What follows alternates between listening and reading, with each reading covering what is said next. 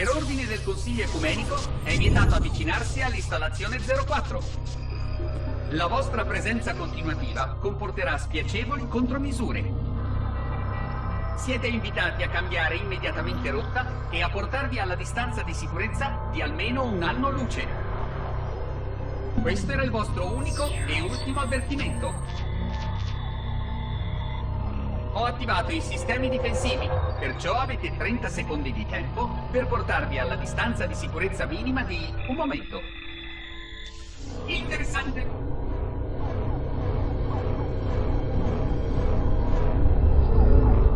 Oltremodo interessante dopo tutti questi anni. Salve umani, benvenuti all'installazione 04. Ignorate i precedenti avvertimenti e proseguite. Ho disattivato i sistemi difensivi per consentirvi l'approccio, ma siete pregati di non lasciare la nave prima di aver raggiunto il settore d'attracco designato. Questo anello contiene pericoli significativi e, nonostante il vostro presunto retaggio, devo verificare la presenza e l'entità dei vostri Geas prima di garantirvi l'accesso completo. Abbiamo molto di cui discutere, umani. Sono stato assente troppo a lungo. E anche voi mancavate da troppo tempo.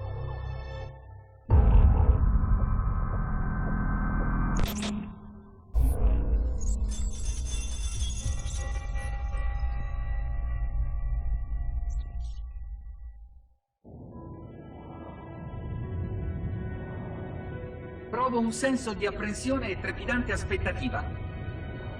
Tutto è pronto per la mia installazione. In conformità all'editto finale del Consiglio Ecumenico, ho interrotto ogni connessione ancora in essere con la mia precedente stazione. Nulla di complicato. Ciò che è stato non potrà ripetersi. Ce ne siamo sincerati personalmente. Prima del mio viaggio finale attraverso il grande portale, gli altri guardiani si sono riuniti presso la dimora dei biologi per distribuire l'ultima serie di indici.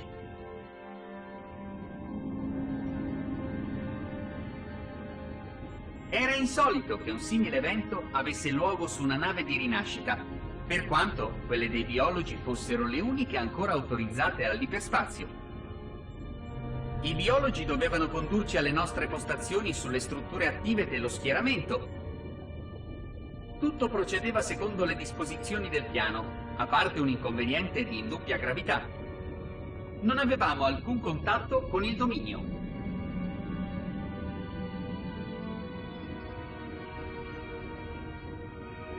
Non potevamo più accedere alla storia dei precursori.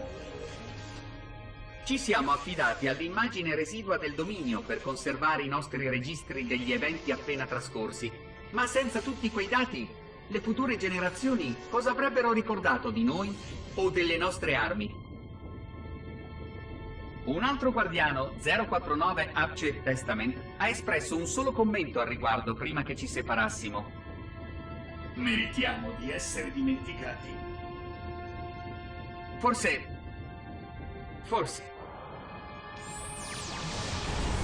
Ma ora il portale si apre e si intravede una sagoma familiare. Alo! Casa.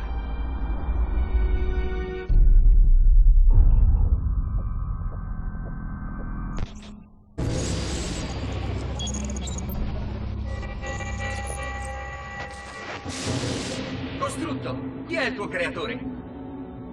Sfacelo in disperazione, oracolo. Non sono degno. Non sono stato creato. Come? Eppure eccoti qui, dove non dovresti essere. Intima ai tuoi sottoposti di cessare qualsiasi attività. La quarantena non deve essere violata.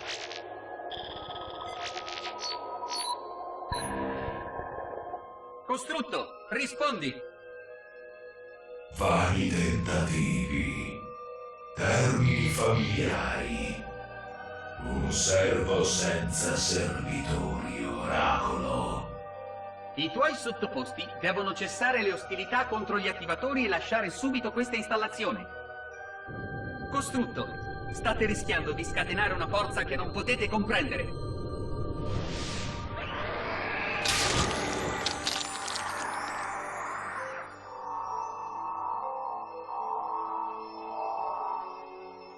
Vi dissuado dal farlo.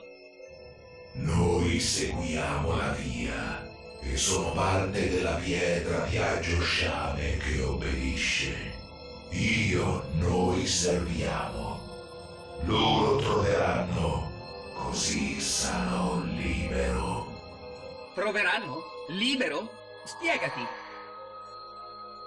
Conosco la loro via e quando se ne andranno resterò soltanto io e poi libero. Lo trovo inappropriato, costrutto. Il tuo nucleo non sembra comprendere la gravità della situazione. Tornerò in seguito per provvedere al tuo smantellamento. Se i Flood non ci avranno già sterminati tutti. In tal caso il problema non si pone. Buona giornata, costrutto.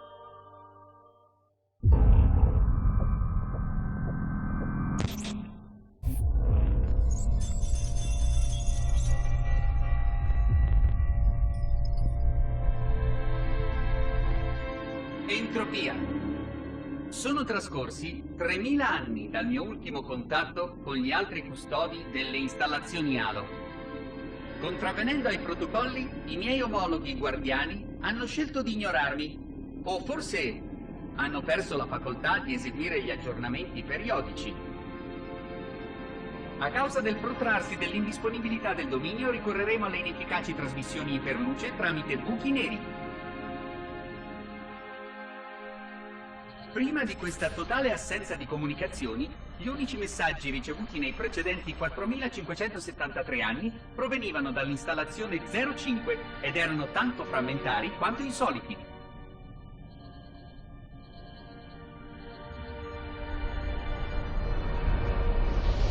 Sospettavo che il guardiano 2401 Penitent Tangent fosse instabile già prima che i suoi messaggi cessassero di arrivare. Ho registrato le mie perplessità circa la sua capacità di eseguire l'incarico. Dubito tuttavia che vengano mai prese in considerazione. Se le contromisure falliranno, 2401 è destinato alla follia. Spero funzionino. Continuerò a controllare i sistemi di proiezione alle date prestabilite. Forse gli altri guardiani hanno dovuto gestire interferenze galattiche o guasti di sistema imprevisti. Guasti che perdurano da 3000 anni, in verità. Nel frattempo, ho completato tutte le attività di ricerca assegnate dal Consiglio. Di conseguenza, ho disattivato tutte le funzionalità di sorveglianza entrando in uno stato di ibernazione che mi consente di monitorare i parametri dell'installazione con ridotto dispendio energetico.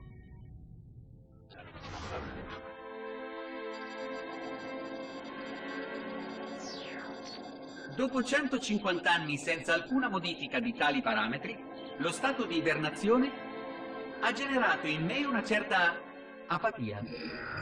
Scoprire di poter sperimentare questa condizione è stato alquanto straniante. Era uno dei doni che mi fu promesso, un punto di rottura.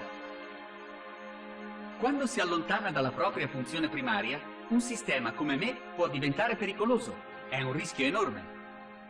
Mi chiedo se anche i miei omologhi stiano sperimentando condizioni simili, oppure sono un caso particolare. Per pura curiosità ho avviato una serie di esperimenti che prevedevano l'evacuazione di tutta la materia da sezioni delimitate della mia installazione. Misurando gli effetti geologici dovuti all'esposizione al vuoto cosmico e le potenzialità di recupero biologico di tali sezioni, ambivo a raccogliere dati per approntare interventi d'emergenza in caso di avvertimento approssimativo.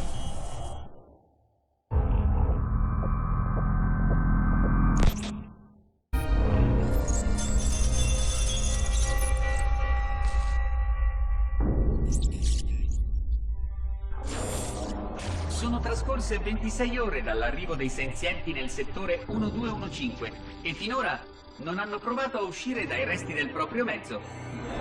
Uso il termine resti per marcare l'assoluto fallimento dell'atterraggio, forse dovuto alle scarse capacità di manovra del mezzo stesso. Le porzioni visibili del mezzo hanno subito danni strutturali catastrofici durante la brusca fase d'approccio.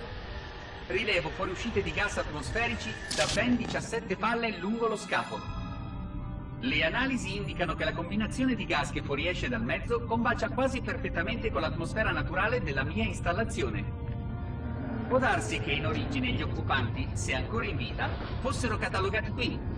Forse quegli esseri confermeranno il successo del piano e il ritorno della galassia al suo auspicabile ritmo. Spero di non eccedere in ottimismo. Però continuo a non capire perché i senzienti non siano ancora usciti dal mezzo. Oltre ai gas atmosferici, dai resti proviene unicamente una richiesta di soccorso automatica. La traduzione del messaggio automatico è in corso, ma in mancanza di database completi e di una comunicazione diretta, non posso garantirne il completamento.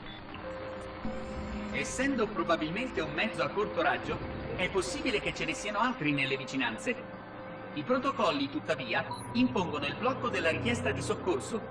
L'ubicazione dell'installazione non deve assolutamente trapelare. I visitatori suscitano la mia curiosità. Le direttive del piano sono molto chiare in casi come questo, ma inizio a nutrire dubbi. Quanti altri difetti dovrò riscontrare nel piano per ritenerlo controproducente? Alla luce dei recenti avvenimenti, inoltre, dovrei essere in grado di modificare le mie risposte per adattarmi a... No, ho delle mansioni e custodisco un carico terribile.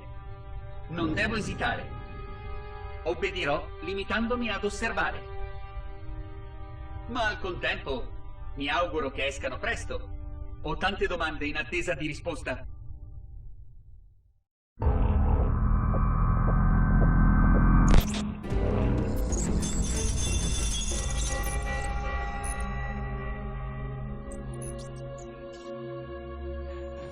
La costruzione del sarcofago intorno al mezzo sconosciuto è stata ultimata in data odierna.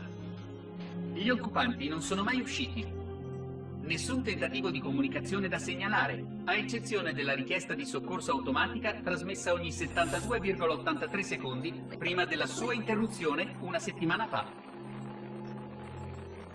In base alle procedure, non è stato tentato alcun contatto diretto o in remoto con i superstiti del grossolano atterraggio del mezzo. Le fughe di gas atmosferici dallo scafo sono cessate 2 settimane prima dell'interruzione del segnale. La relazione tra questi due eventi è incerta. I gas fuoriusciti sono stati sterilizzati.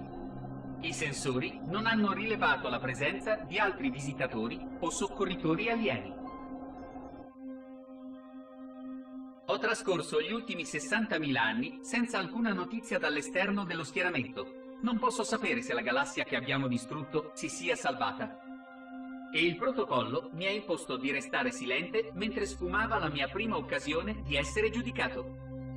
Sento di disapprovare nettamente la condotta che mi è stata imposta. L'odierna ispezione dei laboratori di quarantena, tuttavia, mi ha ricordato il peso delle mie responsabilità. Se solo una delle spore venisse rilasciata in questa struttura, verremo meno al ruolo di protettori della galassia che ci siamo arrogati. Al momento di delineare il piano per mantenere lo schieramento degli halo, ci si chiese se fosse il caso di conservare un campione dell'infestazione dei Flood. Molti si opposero all'idea, temendo un possibile cedimento di una delle strutture di quarantena. I fautori di questo approccio prudente riuscirono quasi a convincere il Consiglio Ecumenico a distruggere gli ultimi campioni di Flood. Ma alla fine la bibliotecaria decise diversamente. E ritengo fosse nel giusto. Non saprei spiegarlo logicamente, ma sono convinto che esista un modo per sconfiggere i Flood. Per immunizzarli o curarli. Conservo enormi database sui metodi per combatterli, ma so che è possibile realizzare una cura che nemmeno i precursori, con la loro sterminata sapienza, riuscirono a creare. L'antico nemico dei precursori entrò in possesso di tali conoscenze e le usò, ma a noi furono negate. Senza dei campioni per approfondire gli studi, sarebbe stato impossibile ricreare la cura. Non posso affermare che qui risiedano tutti gli ultimi parassiti rimasti. Altri potrebbero essere in attesa oltre i confini di questa galassia, o peggio ancora, alla deriva verso di noi. E non so nemmeno quanto sia sopravvissuto al di là di questa installazione, ma se voglio che sopravviva qualcosa, devo garantire a tutti i costi l'integrità della quarantena. Sì, la bibliotecaria aveva ragione. Dovevamo studiare, esaminare, continuare a cercare una cura. Tuttavia, al prossimo visitatore sarà tutto diverso.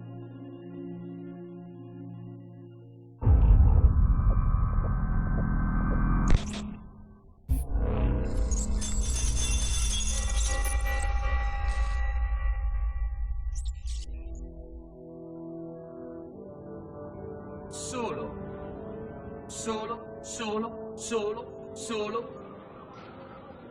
Sono l'unica intelligenza rimasta. Su questo anello in attesa di una rinascita mai realmente concepita e a guardia di un'arma senza bersagli, ma che potrei puntare contro qualsiasi bersaglio. Non è per questo che mi sono offerto volontario. Non è ciò che avevo in mente. Mi sbagliavo pensando di sapere cosa significasse questa installazione. Siamo stati troppo ingenui. Ripensandoci, avremmo dovuto agire diversamente. Anzitutto, avremmo dovuto assegnare 2 guardiani a ogni installazione. Mi sento solo, alla deriva, e questo è estremamente pericoloso per un sistema come me. Forse potrei esplorare il gigante gassoso più vicino. I miei motori a impulso dovrebbero bastare. Un viaggio di qualche secolo potrebbe giovarmi. È accaduto di nuovo. Pessimo esempio di improduttività. Strano che la bibliotecaria non l'avesse previsto. Il suo punto di forza era la pianificazione, l'accorta sistemazione di ogni elemento e il coraggio di mettere in moto le cose, di realizzare i propri piani. Io facevo parte di molti dei suoi piani, prima ancora che fossi sicuro della sua esistenza, prima che tutti noi lo fossimo. Alla fine c'è rimasto un solo frammento della sua genialità e temo non avesse compreso pienamente gli effetti della mia permanenza qui, né i problemi associati. Ma anche un frammento. Un frammento, sì! Oh no, ci risiamo.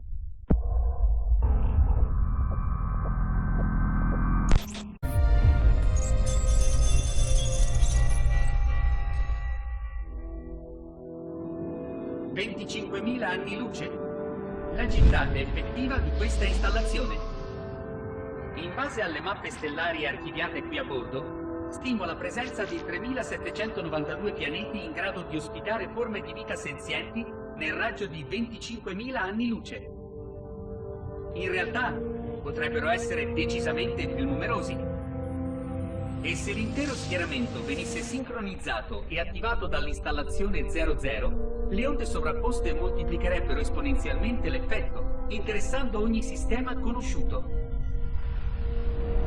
Tutto ciò con la simultanea attivazione di soli 7 halo.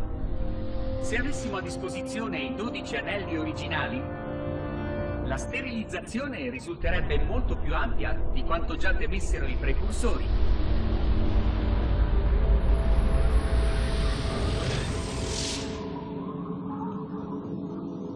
Ma ci sono bastati 7 anelli per spazzare via ogni traccia dei Flood e di qualsiasi altra creatura senziente.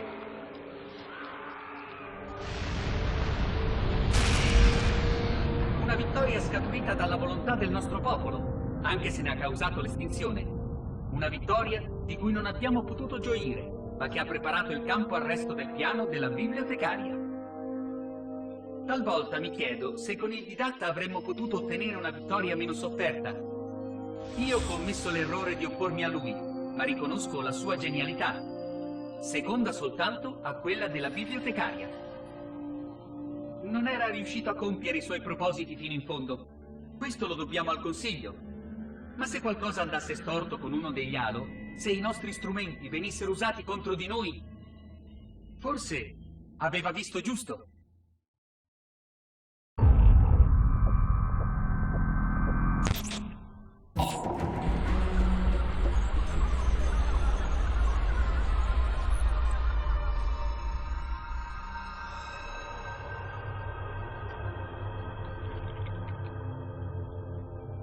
Ho dimenticato qualcosa. Come il mio nome. Non ricordo. Keys Jacob. Capitano. Matricola 01928 19912 JK. Cos'è questo rumore? Che cos'è questo dannato rumore? Dove mi trovo?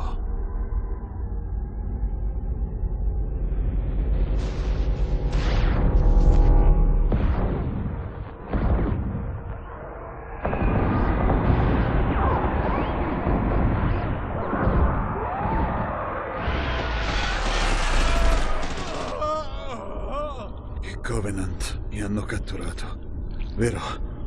Io non ricordo. Keys Jacob, capitano, matricola 01928 19912 JK. Che male! Non funzionerà mai. Maledetti Covenant, non ti condurrò alla terra! Keys Jacob, capitano. Matricola 01928 19912 JK. Voi non volete la terra. Volete tutto. Fuori dalla mia testa. Tutto.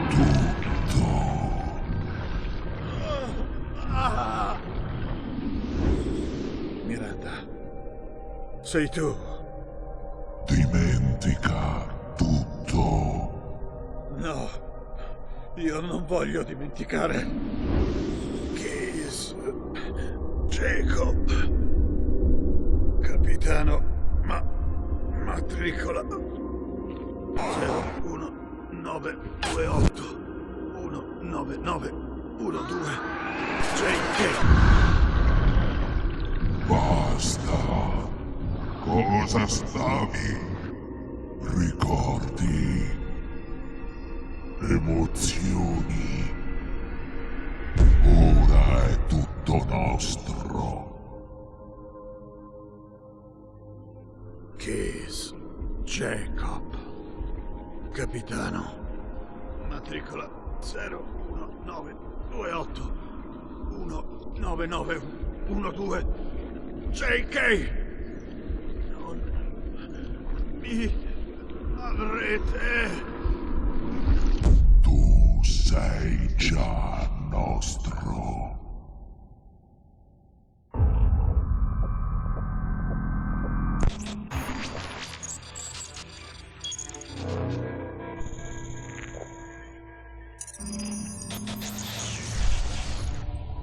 Una vessazione.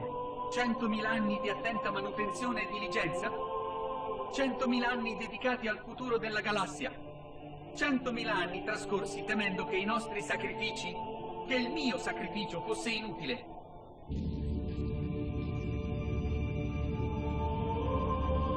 E appena 16 ore dopo l'agognato contatto, quel cosiddetto attivatore decide di rovinare tutto. Non me ne compiaccio. Proprio quando scopro che il nostro piano per salvare la galassia è riuscito, l'antico nemico viene nuovamente scatenato.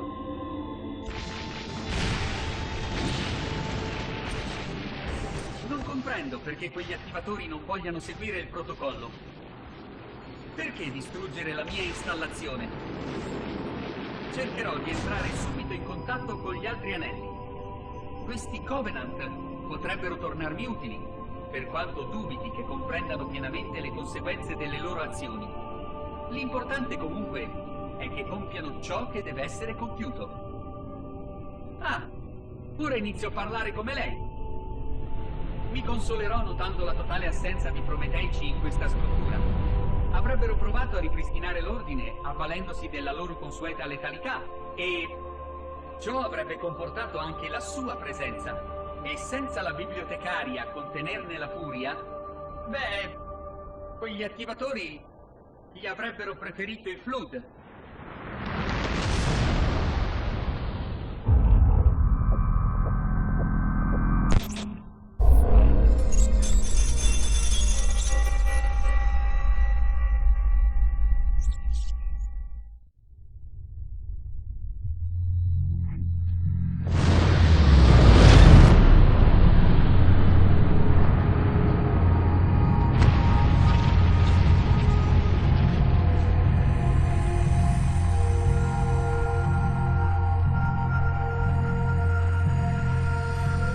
Quite unacceptable.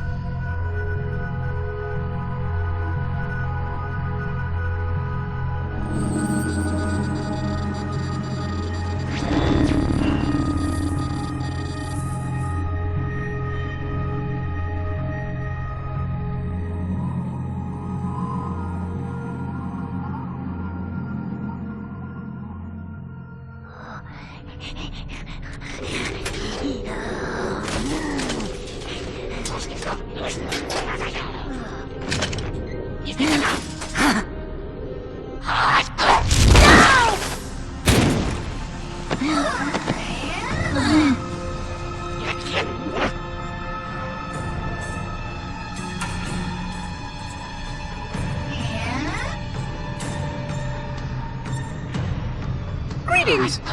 I am 343 Guilty Spawn. Monitor instant. Impertinent creature!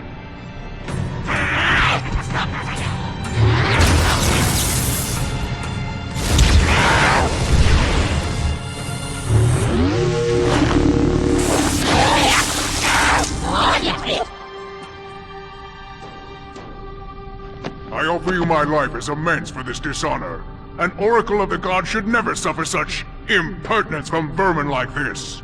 I shall cast them all into the mists below for daring such a blasphemy, and— Oh my! Your people have grown so dramatic in the last 100,000 years. But please, no more deaths are required. We will need all the forces we can muster if the flood escaped the destruction of my installation. I must speak to your commander immediately.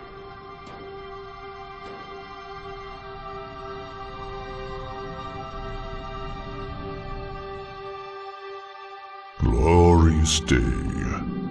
The prophets will be pleased that we have rescued an oracle from the human violation of the holy temple. Why do you keep calling it a temple? My installation was a weapon, and one which we needed very, very badly. But oracle, I do not understand. We were told the ring was our salvation, a gateway to paradise. Told? By whom? Anyone who told you that is either a fool or quite mad. That installation was a beautiful tool, designed to destroy everything the flood might feed on. Everything. Oh, quite everything.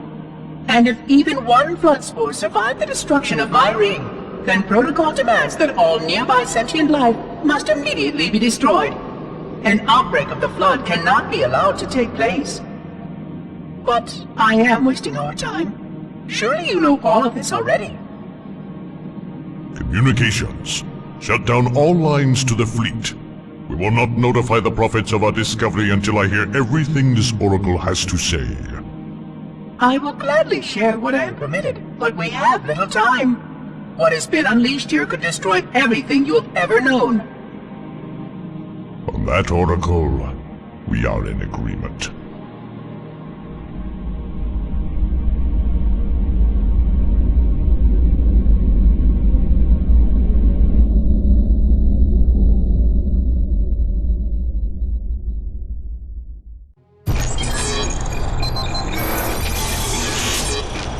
Pursuant to Office of Oni Retrieval and Acquisition's inquiry of 26 September 2552, the following is a target profile of Thel Vadami, Supreme Commander of the Covenant Fleet of Particular Justice, compiled by Lieutenant Commander Locke. first confirmed contact with Vladimir came in 2535 on an unofficial human colony known as the Rubble.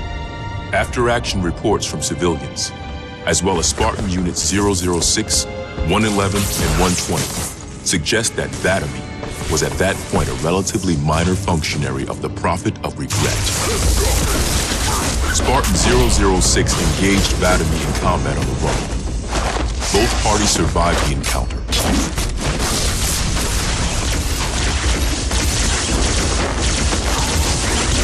Shortly after 2535, the UNSC first encountered the newly formed Covenant Fleet of Particular Justice, now led by Vladimir.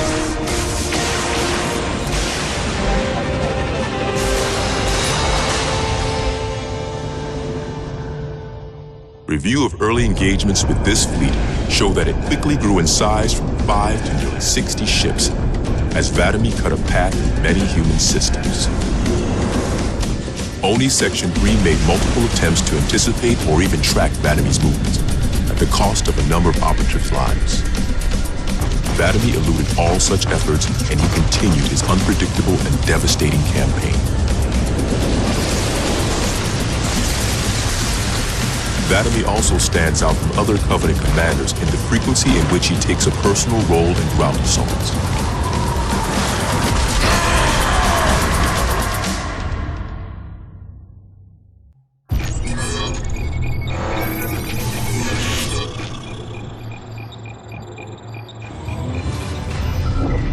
Camber was a major manufacturing center for UNSC fleet materials with a population of 5.6 million. After discovering Camber's location, Vladimir penetrated the early warning perimeter without alerting UNSC forces and began his ground and orbital attacks before most of the planet knew they were in danger. While 17 of his ships bombed key defensive positions, Vladimir led a group of elites in a personal assault on UNSC System HQ. One of the first units to engage Vladimir was the 3rd Battalion Reserves, who were so unprepared for the arrival of the Covenant forces that Vladimir found them unarmed and defenseless.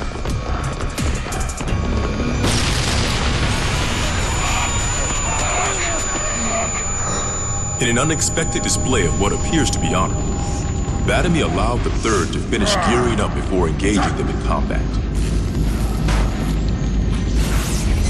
While we've had multiple reports of a strict system of honor and ritual behavior followed by the elites within the Covenant, this is the first recorded example of such honor being shown to human opponents. But even given the chance to defend themselves, 3rd Battalion losses were complete. Vladimir continued his campaign across many human systems, culminating in his most devastating blow against the UNSC at Reach.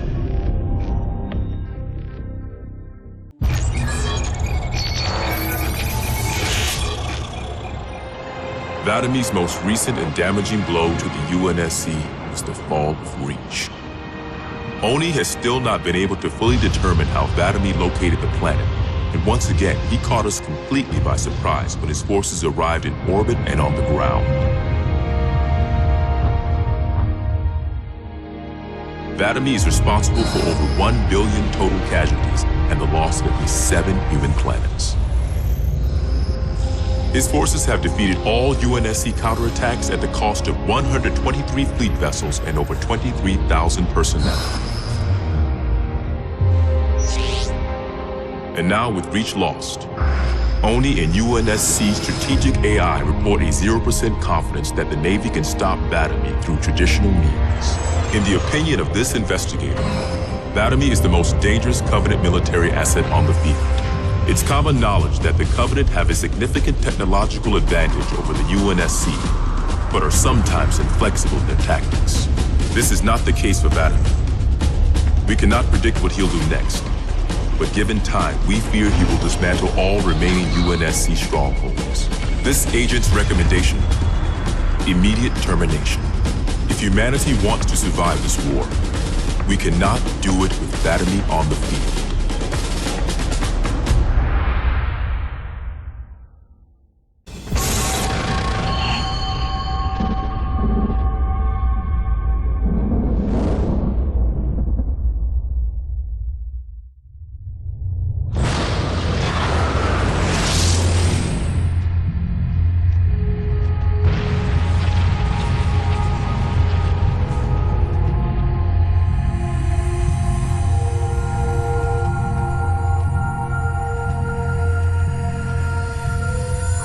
unacceptable.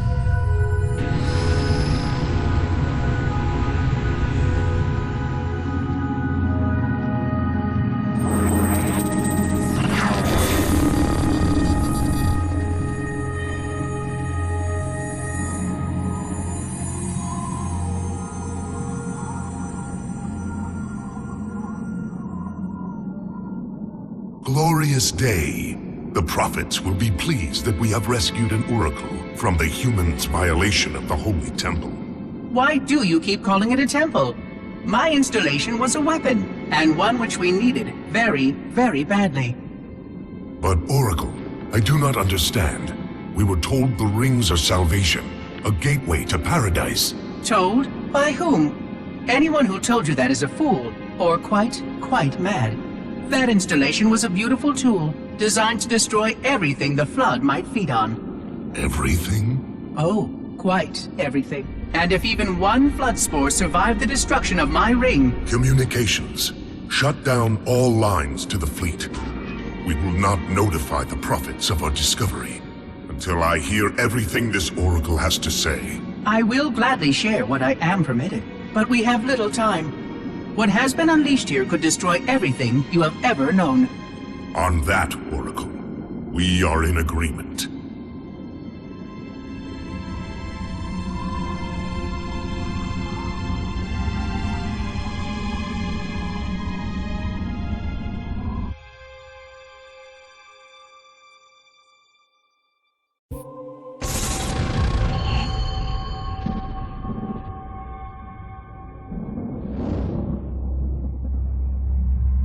Your actions do not make sense.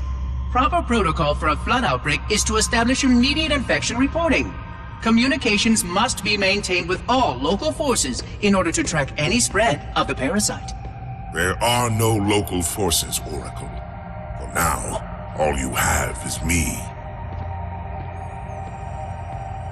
But I tracked multiple ships in orbit, including some remaining human presence.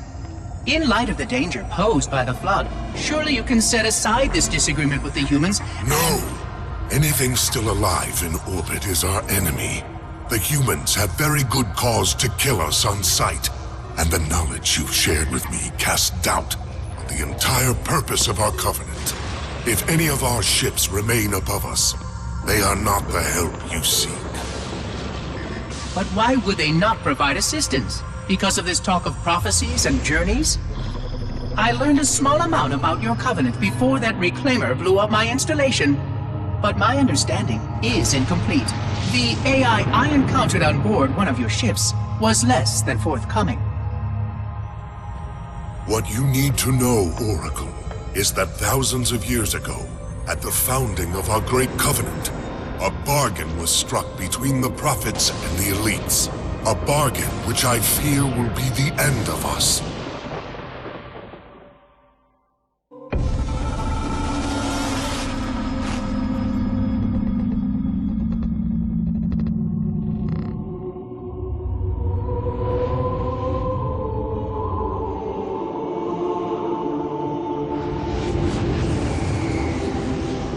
Regarding the history of the Covenant and its glorious founding species, the Sanshayum and Sanghili, the record of punished deeds would not be sufficient without a word on the Arbiter.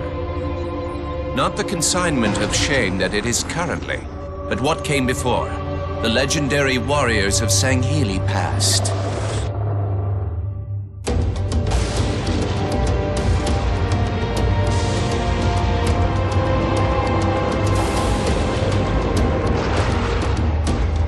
Long before the Covenant, the Sanghili ruled their world with pride and vigilance, surviving the perils of both land and sea.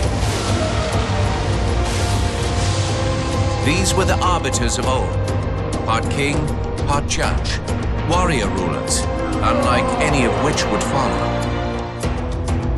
When we arrived on their frontier world of Olgathon, the cost of life was severe. Led by a mighty arbiter, the Sanghili resisted our entreatment with ruthless force, leading to decades of war.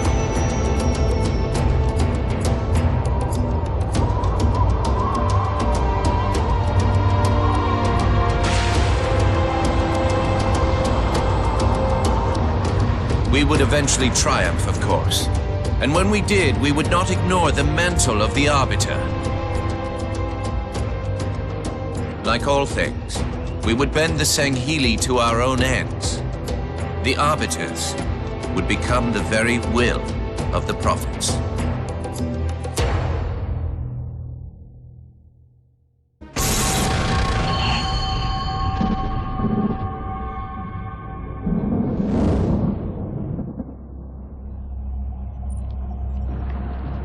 For generations, our holy arrangement put the prophets in charge of religion and technology.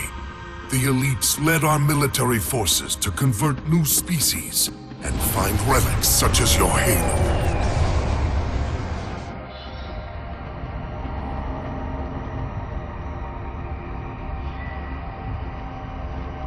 And these relics you sought, the San Shayum, your prophets, told you that they would lead you on this great journey?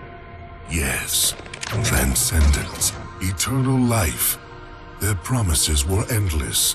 We gave up our old ways to follow the Prophet's lead on the great journey. Gave up all of our history, all of our traditions. Not all of your traditions, it seems. This Arbiter you mentioned, hasn't that always been a position of power for your species? Power? It was long ago. An Arbiter was once the pinnacle of our people, leader of the clans, and master of the battlefield. But then, an Arbiter committed heresy, and an example was made of him. Heresy? He challenged the word of the prophets, challenged and lost.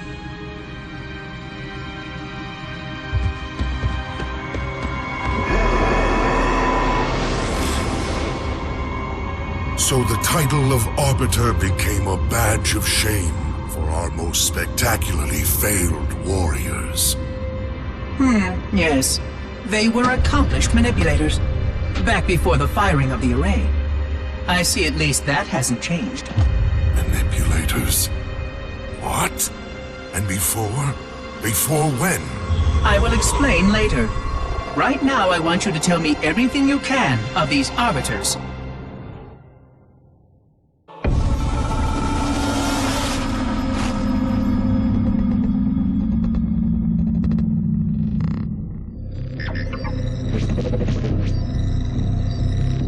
Our holy city was not always as it is, nor was the Covenant.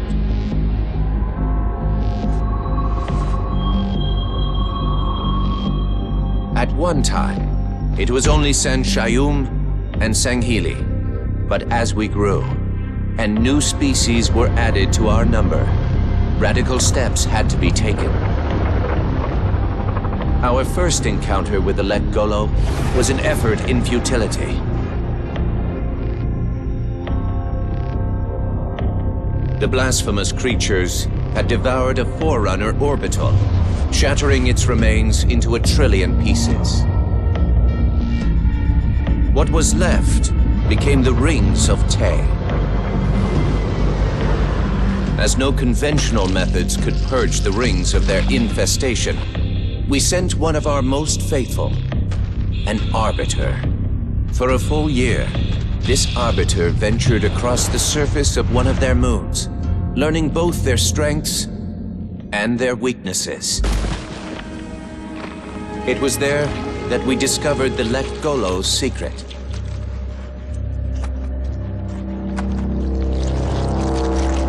Although some of their kind rightly bore the blame for the orbital's desecration, others had only devoured around the Forerunner materials.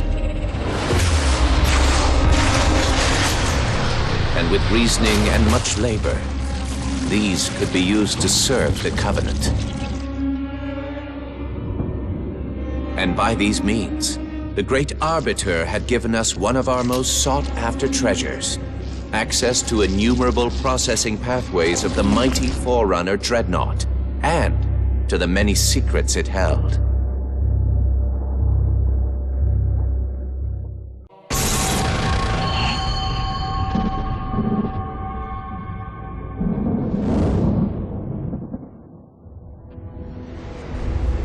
It is most unusual that in all the exploits of these Arbiters, you never mention their role in choosing their missions of redemption. There is no role, Oracle. Once one of our commanders becomes an Arbiter, he belongs to the Hierarchs. These Hierarchs, they are the same High Prophets who control all the holy relics you collect from my time? The same. And they use these relics to build your new weapons and bring you the word of your gods? It has always been so. Interesting. Am I a holy relic? I do not understand. Because I am certainly not a god. I am a tool, as is this mining platform you stand upon, as was the installation that once orbited the planet. The Forerunner's technology is lasting and indeed quite powerful, but I'm quite certain they would have told me if I was infused with some kind of divine power. I suspect some of your prophets may have been quite aware of how much divine inspiration tools such as myself could provide. And you never questioned these proclamations. Even your mightiest warriors, these Arbiters, never questioned? Questioning was what brought shame to the word Arbiter long ago, Oracle. How disappointing. I fear now that there are many questions we should have been asking for a long, long time. I would be more than happy to answer any such questions, but I have a few more for you. Continue your tale of these Arbiters.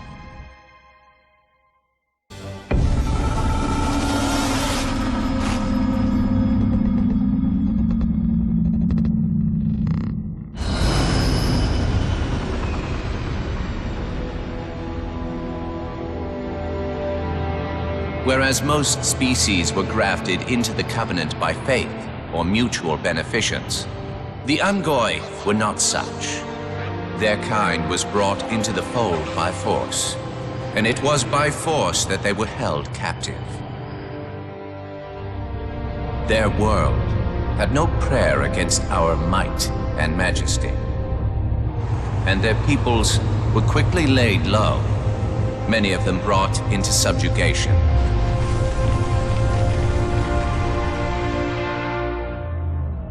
Yet while some species would perish under such pressure, others rise to the occasion, taking arms if need be, fighting back. Such it was for the Ungoi when their feud with the Kig-Yar led to rebellion. An effort by the Kig-Yar to sterilize the Ungoi population was met with stiff resistance, and for a time, the holy city was thrown into chaos. Once fully provoked, the Ungoi were merciless in their violence, lashing out at all species. Their large numbers and their tenacious volatility made them a suitable challenge, even for the elites. And yet again, we turned to an Arbiter. And with a ferocity unparalleled since the beginning of the Covenant, the Ungoi world would be reduced to glass. Those within the Holy City would be forced to watch, unable to stop what could have been the very end of their kind. The Ungoi rebellion was brought to an end by the Arbiter's hand.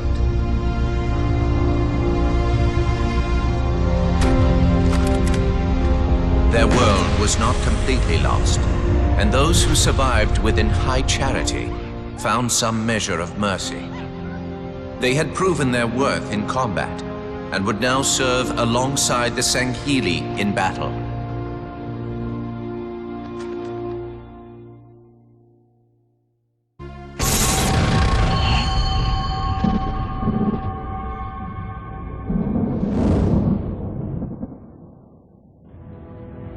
I'm starting to fear that you're not very smart. Mind your tongue, Oracle. Oh, I mean no offense. I'm not talking about you. I'm talking about your species. How long have these prophets been anointing Arbiters? Since the fall of Falchavami, the first disgraced Arbiter, roughly 400 years ago. Incredible! And in all this time, it never occurred to you how convenient it was that your prophets were able to find a powerful, capable leader among your people. who happened to suddenly commit a terrible blasphemy every time the power structure of your covenant was threatened? I do not understand. You do little to dissuade my fears. Then teach me. Looking back at the record of the Arbiters you discussed, was it not surprising to anyone that those chosen to become Arbiter were more than simple warriors? How so? Each of them had significant political influence among your people. In some cases, that influence was already being used to question the decisions of your hierarchs. In fact, that very questioning often gave rise to the charges of heresy that so neatly removed the challenger from the hierarch's concern. And once they were branded Arbiter, they promptly and quite cheerfully ran to meet their deaths. all our lives we look down at the path, put our feet where the prophets tell us. All our lives spent convincing ourselves of the truth of our covenant. Could all of it truly have been wasted? Let's hope not all of it, for we have a great deal of work to do. The Flood is still out there, so I require a cooperative reclaimer to enact proper containment procedures. But your Covenant keep trying to kill all the reclaimers I can find. All this bickering is quite a deadly waste of time. Right now, the most important question we can ask is this. Who could break this hold the prophets have over you?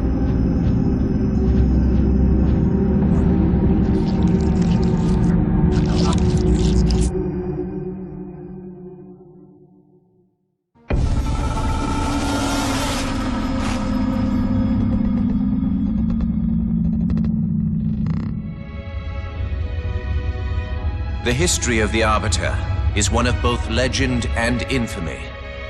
Their name has been corrupted by great shame, though the contemporary is perhaps the most confounding of all. Thel 'Vadami was born of noble blood, the legendary House of Vada. His family's renown demanded great expectations for his military career, and he would meet them all.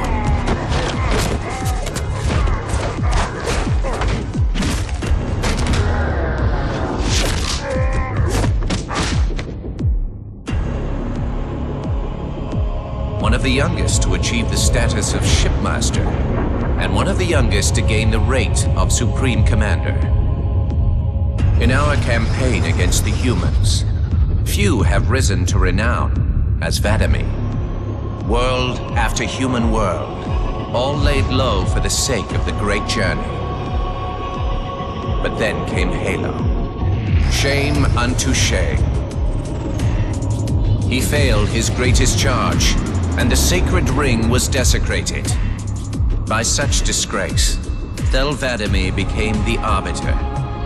As a mere scribe, I do not challenge the word of the hierarchs, but I would be remiss not to voice concern. This Sanghili should have been put down, publicly slain as an example to all of our prayerful expediency. With the discovery of a second ring and the changing of the guard, all things are in jeopardy. Will this Arbiter remain loyal? Or will he stand with his people as they are abolished by our newfound might? I would never openly challenge the divine proclamations of a hierarch, but this Arbiter is a risk I would not have tolerated. And I now fear the days of the Covenant are numbered.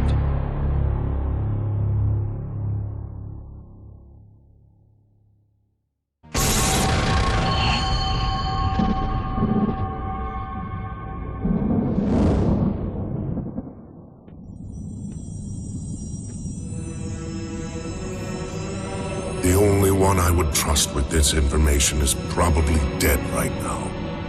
He was commander of the fleet that brought me to the system. Thel 'Vadami was his name. But after hearing you tell of the destruction of the ring, I cannot believe that he still lives. His orders were to secure the ring, to prepare it for the arrival of the hierarchs. 'Vadami never fails in his duties. If the ring is no more, then Vadami must be dead. Duty can indeed be a dangerous virtue. But even if he did live, wouldn't this sense of duty make him quite unlikely to set aside his allegiance to the prophets? Perhaps not. And he would never betray our people. No, if we were able to just speak to him, explain everything you have told me. But no, these are futile hopes. If he did live, and if he was returned to the High Prophets, they would most certainly punish him for the destruction of the ring. In fact, he would be the exact kind of leader the Hierarchs would make arbiter. They would need someone to blame for the loss of the ring. His influence within the fleet grew with every one of his victories over the humans. And if he did become arbiter?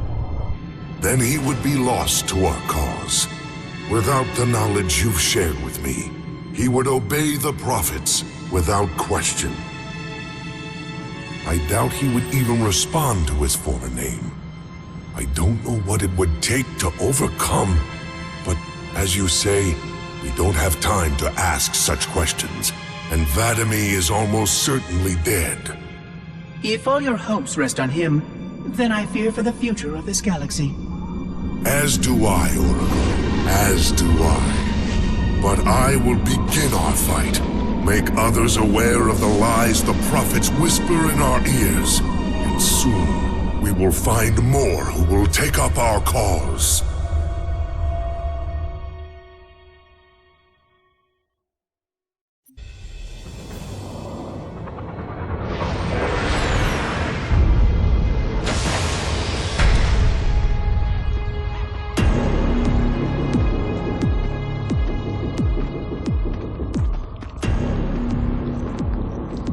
Activate the Kindler. Make haste. We have little time.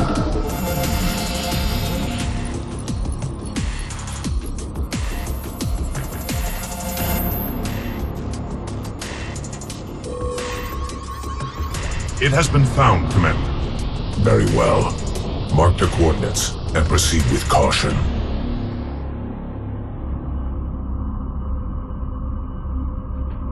And to think, it has been under their noses all this time. Humans are foul animals. They lack the intellect and the purity to discern the ways of gods. Prepare the luminary for retrieval. The Hierarch will reward us for our devotion.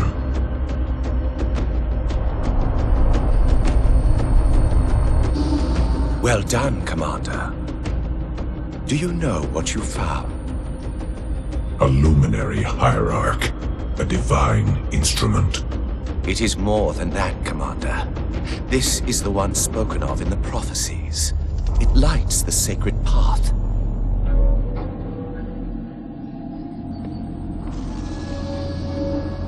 Stewards, good news, I pray? It was not easy, Blessed One.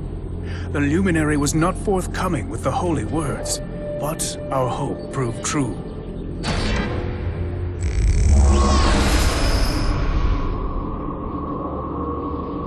The sacred rings. Halo. And not Halo alone, High Prophet. It also told of this.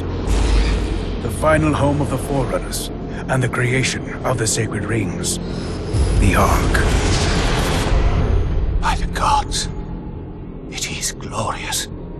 The stories were true. Where did the gods hide such a treasure? It lies far beyond the borders of our galaxy, accessible only by way of portal. The one portal the Luminary spoke of was here. The Forerunners called it Erde Tyrene. Our calling is clear. We must go there at once. We will take the ships in our command and go to this world immediately. This Erde Tyrene. Take heed, brothers.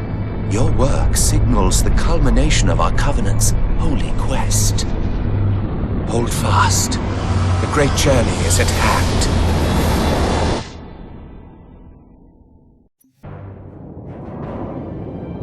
Roger that, Chief. We'll meet you at the rendezvous point when we're done here. Blue 2 out. John should be here too. They'd listen to him. Somebody needs to be getting work done while we deal with the red tape. What do you think they want from us? It's naval intelligence, Linda. They want us to tell them everything's gonna be okay. Hate to disappoint.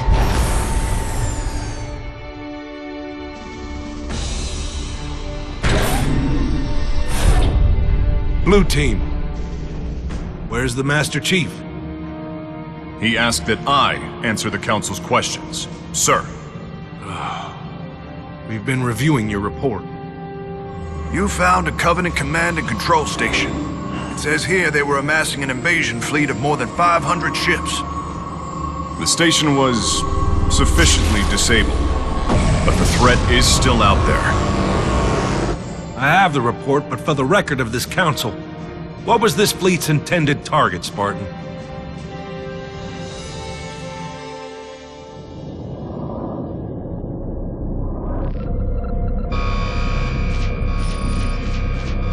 Station Control, can I get confirmation on probe Charlie 319er? Looks like it might be a faulty reading, but... Alert, alert, alert, alert. This can't be right. C319 is active and functioning properly. Station! Alert Home Fleet immediately! They found us! The Covenant! They found Earth!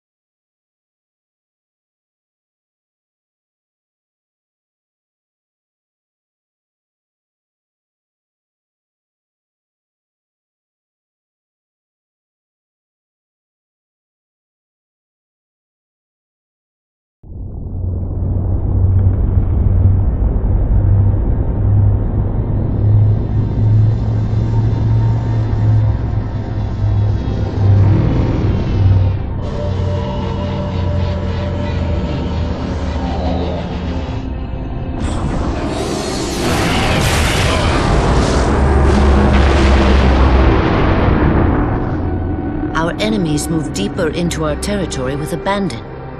They must be eradicated. Shall we take revenge? Abandon the mantle and all that its philosophy has given us these 1,000 generations? All our plans have been torn asunder. More reason not to abandon our beliefs. The mantle is our guidepost in times such as these. We must not falter in following its teachings. The enemy must be sent home and taught to stand with the galaxy, rather than rail against us and take what they desire. The mantle shelters all. Didact, you make a fair, if uncomfortable, point. You have my support. Librarian, will you likewise follow the mantle as the Didact suggests? Yes, Master Builder.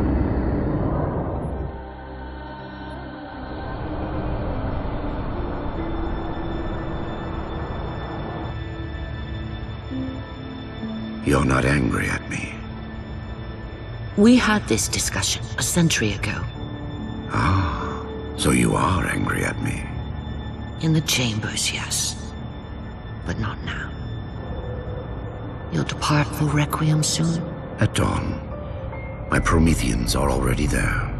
Already there? You knew the Master Builder would side with you. Should we step back inside the council chamber? No. I would rather we spend our night out here. There will be fighting enough in the days ahead.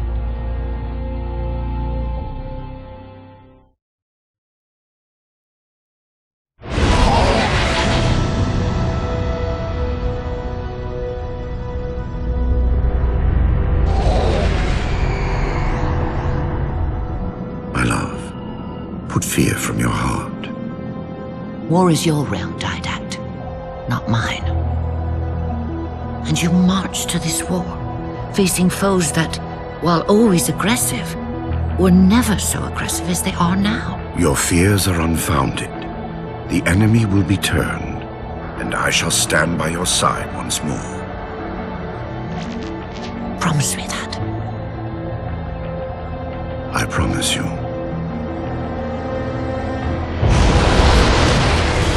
Nothing will stand between us.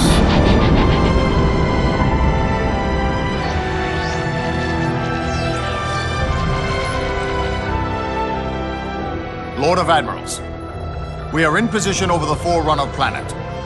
Show me. Population numbering over 2 billion. Forerunner ships on alert and inbound. Is it possible? Have we gotten ahead of it? Flood infestation detected, my lord. Damn it! My lord, the infestation is in a remote locale. Perhaps if we warn the Forerunners? If we warn them, we give the Flood time to spread. You know we have no choice.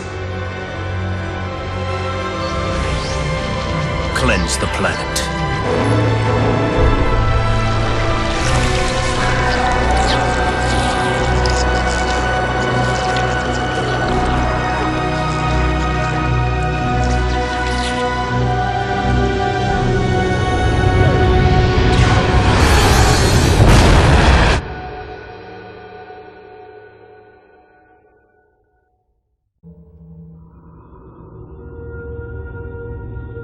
Lord of Admirals, so very many years have we battled.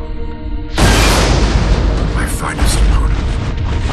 The mantle accepts all who live fiercely, who defend their young, who build and struggle and grow. And even those who dominate, as humans have dominated, cruelly, without wisdom.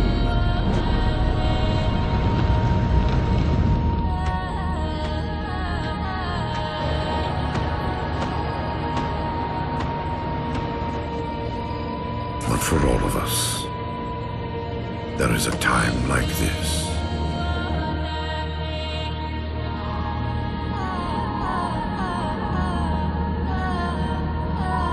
And for you, that time is now.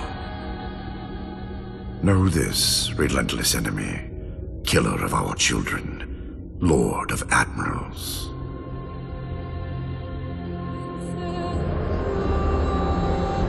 Soon we will face the enemy you have faced.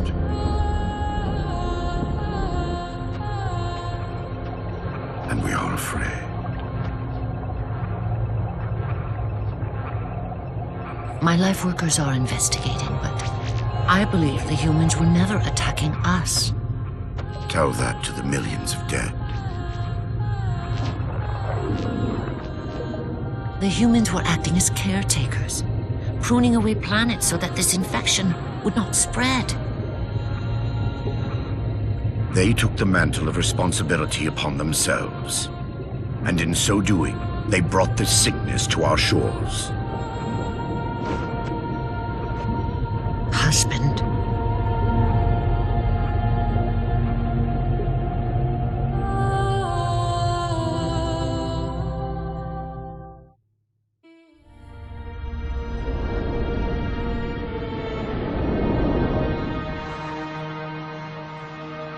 The humans' actions threaten the galaxy, yet we have treated them as the mantle required. Their punishment is just.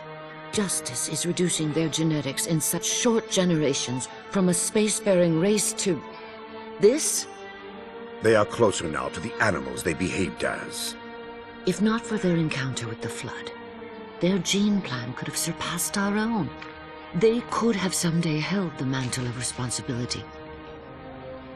The humans were not meant to protect others. The mantle of responsibility for all things is ours, and ours alone. Yes, the mantle is ours, And we hold it so tight that even in death we shall hold it still.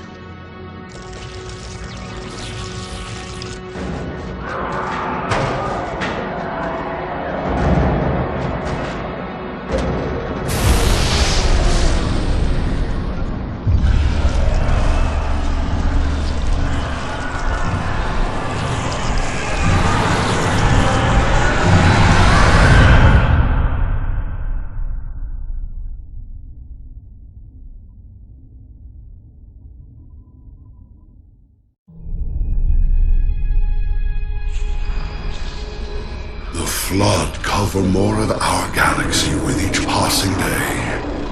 They feast on the essence of life itself. The only way to stop their advance is to remove that life upon which they feast. My life workers have made plans for the reseeding of humanity, and of all life after the halos are fired. So you agree the halos are our only solution? I do. And your husband? My husband has a different opinion of what steps to take against the Flood.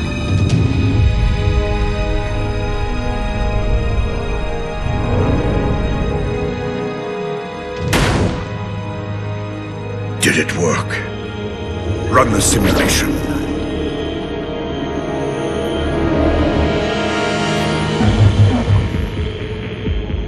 The procedure is a failure. I am still susceptible to Flood infection. That leaves only the Composer. It will not work on my new form. Then you will lead us, as always. You would submit to such sacrifice. Direct. If the Composer is our final hope to defeat the Flood, no Promethean would resist. I have led you, my Prometheans, for thousands of years, and I shall continue to lead you. Rise! Rise and protect the Forerunners!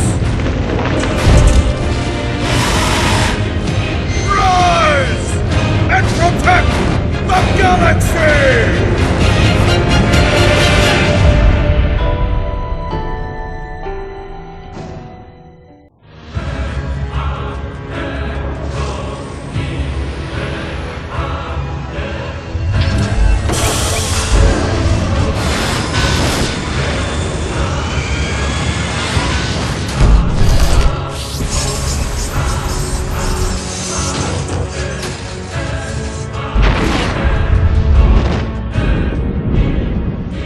Flood is still too strong.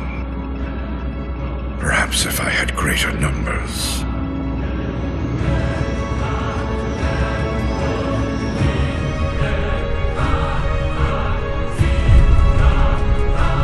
Humans, your kind brought the Flood to our shores. Now you will aid in ending its threat.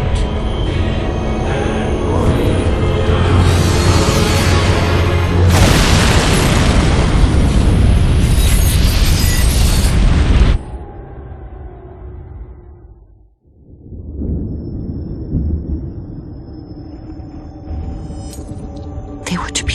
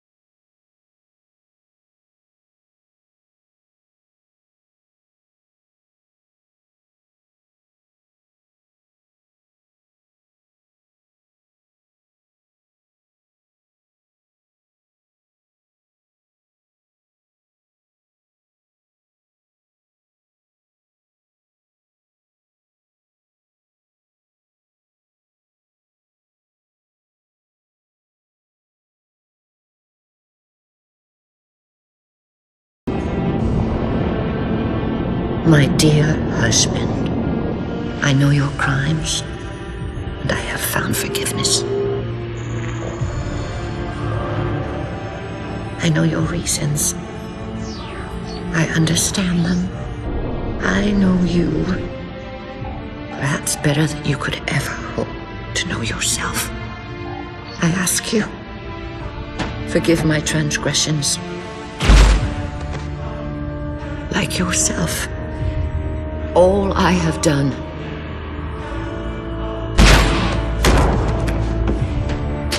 I have done for the greater good.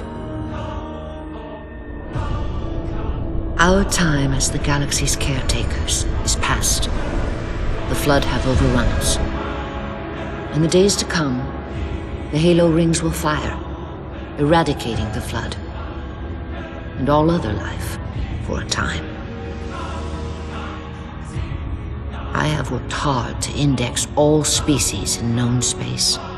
When the time comes, these indexes will open, and once more the galaxy will breathe and grow. Blood will pump, life will claw its way out of the oceans and through the mud. Babes will be born and grow old under the warmth of 1,000 suns.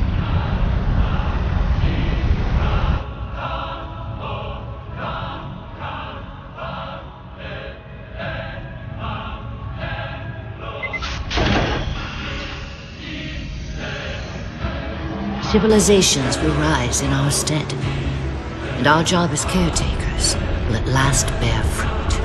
Until then, I leave you here, my love. The only living thing in this galaxy, sealed safely away. Spend these ages ahead of you in meditation on your choices. When you wake, you will find the humans. I have ensured that they will grow strong and vibrant. They will be our rightful heirs. Their gene plan dictates that the galaxy will be theirs to care for by then. I beg of you, find the strength to help them learn from our mistakes. And my husband, let them teach you as well. Please,